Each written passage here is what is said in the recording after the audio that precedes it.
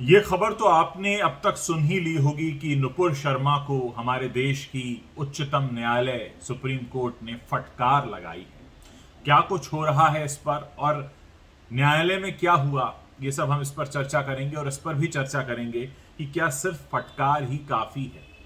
पहले मैं आपको बता देता हूं कि ये पूरा मामला न्यायालय कैसे पहुंचा। आप जानते ही हैं कि नुपुर शर्मा ने हमारे देश के एक जिम्मेदार न्यूज चैनल के दफ्तर में बैठकर, एक जिम्मेदार न्यूज एंकर के सामने बैठकर कितना गैर जिम्मेदाराना स्टेटमेंट दिया था, और उसके बाद से देश भर में क्या क्या हुआ बताने की जरूरत नहीं है। रांची हो, उदयपुर हो, कौन सा शहर नहीं है जो उसके बाद प्रभावित नहीं हुआ।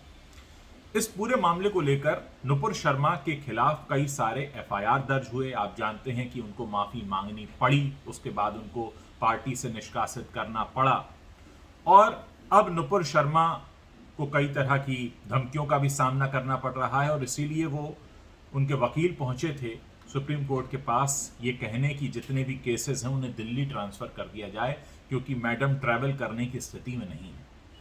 इस पूरे मामले में करीब 27 मिनट सुनवाई हुई है, और क्या कुछ हुआ अदालत में सिलसिलेवार ढंग से समझने की कोशिश करते हैं। पूरे नोट्स मेरे सामने, और फिर इस पर चर्चा करेंगे कि जो कुछ हुआ क्या वो सही था और क्या और होना चाहिए था, और इस बारे में सोशल मीडिया पर बातें क्या क्या हो रही हैं। कोर्ट ने कहा कि नुपुर ने बदजुबानी के साथ गैर जिम्मेदाराना बातें कही, बिना यह सोचे कि इसका अंजाम क्या होगा। जस्टिस सूर्यकांत और जस्टिस जेबी पारदीवाला की बेंच ने कहा कि नुपुर ने टेलीविजन पर धर्म विशेष के खिलाफ उकसाने वाली विशेष टिप्पणी की। माफी भी उन्होंने शर्तों के साथ ही मांगी, वो भी तब जब लोगों का गुस्सा भड़क चुका था। यह उनकी जिद और घमंड को दिखाता है।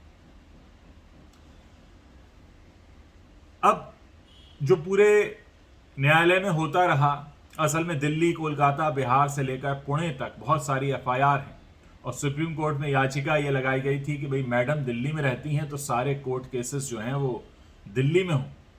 लेकिन कोर्ट की फटकार लगने के बाद नुपुर शर्मा के जो वकील हैं मनिंदर सिंह, उन्होंने कहा कि वो अपने बयान पर माफी मांग चुकी हैं और उन्होंने इसे वापस भी ले लिया है। इस पर कोर्ट ने कहा कि जब माफी मांगी गई तब तक बहुत देर हो चुकी थी। इसके साथ ही कोर्ट ने नुपुर के खिलाफ दर्ज मामलों को दिल्ली ट्रांसफर करने से साफ इनकार कर दिया। इसके बाद उनके वकील ने याचिका वापस लेने की इजाजत मांगी। कोर्ट ने इसकी मंजूरी दे दी। सुप्रीम कोर्ट ने 27 मिनट की ये पूरी सुनवाई की है। नुपुर के वकील का कहना था कि वो जांच में शामिल हो रही हैं, वो कहीं भाग नहीं रही हैं। सुप्रीम कोर्ट में कहा गया कि क्या आपके लिए यहां रेड कारपेट होना चाहिए। माननीय अदालत ने कहा कि क्या आपके लिए यहां रेड कारपेट होना चाहिए। जब आप किसी के खिलाफ शिकायत करती हैं तो उस व्यक्ति को अरेस्ट कर लिया जाता है। आपके दबदबे की वजह से कोई भी आपको छूने की हिम्मत नहीं करता। इससे क्या फर्क पड़ता है कि आप एक पार्टी की प्रवक्ता हैं। आप सोचती हैं कि आपके पास सत्ता का समर्थन है, आप कानून के खिलाफ जाकर कुछ भी बोल सकती हैं, यह कहा गया। इस पर नुपुर के वकील ने कहा कि नुपुर को धमकियां मिल रही हैं, उनके लिए इस समय यात्रा करना सुरक्षित नहीं। सुप्रीम कोर्ट ने कहा कि नुपुर को धमकियां मिल रही हैं या वो खुद सुरक्षा के लिए खतरा हैं। देश में जो कुछ हो रहा है उसके लिए वही जिम्मेदार हैं। बहुत बड़ी बात सुप्रीम कोर्ट ने नुपुर शर्मा के लिए कही है।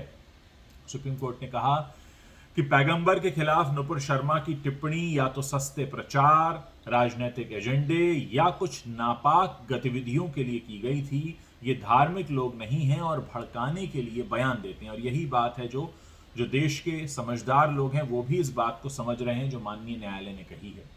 उन्होंने कहा कि ऐसे लोग दूसरे धर्म की इज्जत नहीं करते। यही बात हमें समझनी होगी कि हम एक धर्मनिरपेक्ष देश का हिस्सा हैं, हम कैसे किसी दूसरे धर्म पर ऐसी टिप्पणी कर सकते हैं। सुप्रीम कोर्ट ने कहा कि हमने देखा है बहस के दौरान नुपुर ने कैसे उकसाने वाली बात कही। इसके बाद भी वो कहती हैं कि मैं एक वकील हूं।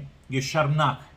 नुपुर को पूरे देश से माफी मांगनी चाहिए। ये हमारे देश के उच्चतम न्यायालय का कहना है कि नुपुर शर्मा को पूरे देश से माफी मांगनी चाहिए। सुप्रीम कोर्ट ने यह भी कहा यह याचिका आपके घमंड को दिखाती। आप लोअर कोर्ट की जगह सीधे सुप्रीम कोर्ट पहुंच गई। देश भर के मजिस्ट्रेट कोर्ट आपके लिए छोटे हैं। ये फटकार लगाई। टीवी चैनल और दिल्ली पुलिस को भी फटकार लगाई गई है। कोर्ट ने विवादित बहस को दिखाने वाले टीवी चैनल और दिल्ली पुलिस को फटकार लगाते हुए कहा कि दिल्ली पुलिस ने क्या किया, हमें मुंह खोलने पर मजबूर मत कीजिए, टीवी डिबेट किस बारे में थी, इससे केवल एक एजेंडा सेट किया जा रहा है। उन्होंने ऐसा मुद्दा क्यों चुना जिस पर अदालत में केस चल रहा है, सीधे तौर पर। अब सोचिए, ये तो रही जो कोर्ट ने कहा है, लेकिन क्या सिर्फ फटकार काफी है? क्या इस फटकार भर से अक्ल आ जाएगी? दूसरी बात, हमारे देश के कानून में, आपने जितना भी आपका कानून से वास्ता पड़ा होगा, आप एक टर्मिनोलॉजी से बिल्कुल परिचित होंगे।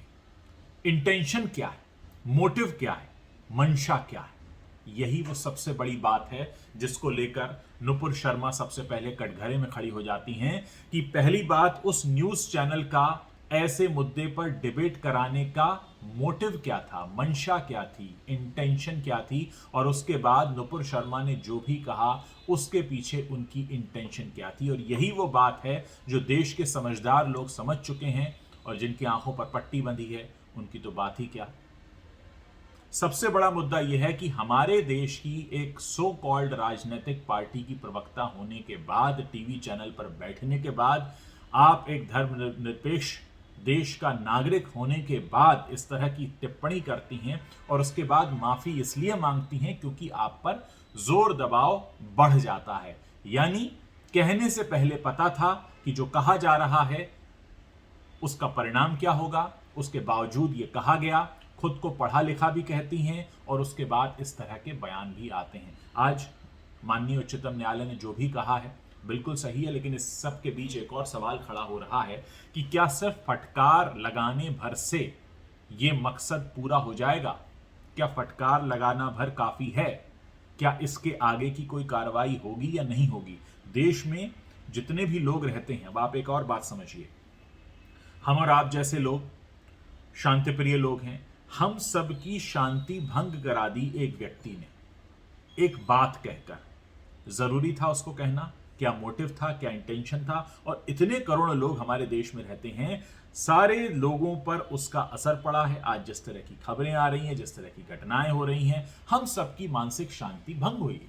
हम सबके जिसको कहते हैं कि एक सद्भावना वाला विचार रहता है, उसको दूषित करने की कोशिश हुई। और ये जो जिम्मेदार न्यूज चैनल है, ये जिम्मेदार न्यूज चैनल के जिम्मेदार न्यूज एंकर की कोई जिम्मेदारी नहीं बनती है? निश्चित तौर पर क्या एक जिम्मेदार पत्रकार को इसके लिए माफी नहीं मांगनी चाहिए कि आपके शो में जो इतना कुछ कहा गया, जिसके बिना भी चल सकता था, उस शो के बिना क्या पत्रकारिता अधूरी रह जाती? क्या हमारे देश में और प्रश्न और समस्याएं नहीं है? क्या उस न्यूज चैनल को अभी आर्थिक मंदी पर बात करने की जरूरत नहीं है? देश में जो बेरोजगारी का स्तर है उस पर बात करने की जरूरत नहीं है? क्या और सारे मुद्दे खत्म हो चुके हैं? एक यही मुद्दा बचा है जिस पर आप किसी पार्टी के प्रवक्ता को बुलाएंगे और धर्मगुरु को बुलाएंगे और इस तरह की बहस कराएंगे, और उसके बाद क्या होगा देश में? यह आपकी जिम्मेदार पत्रकारिता है? ये तमाम सवाल हैं जो देश की जनता पूछ रही है उस जिम्मेदार न्यूज चैनल से भी और उस जिम्मेदार सो कॉल्ड राजनेता से भी जो अपने आप को प्रवक्ता कहा करते थे। बहुत सवाल हैं, और अभी सबसे बड़ा प्रश्न ये है कि क्या बस ये फटकार अब ये फाइनल हो गया, इसके बाद कुछ होगा, नहीं होगा? तमाम बातें हैं, लोग सोशल मीडिया पर सवाल भी पूछ रहे हैं, बहुत कुछ कहना चाहते हैं, और हर कोई इससे कंसर्न है क्योंकि हर किसी की शांति भंग हुई है। हर कोई व्यक्ति जो एक मानसिक रूप से शांत था, उसकी शांति भंग हुई है, और इसके बिना भी बहुत कुछ हो सकता था, ये जरूरी नहीं था। मैं फिर से रिपीट करूंगा, जो कहा गया उसके पीछे की मंशा, मोटिव क्या था? सबसे बड़ा प्रश्न इसी बात को लेकर। आप इस पर अपनी क्या राय रखते हैं मुझे जरूर बताइएगा। मैं आपके कमेंट्स पढ़ने का इंतजार कर रहा हूं।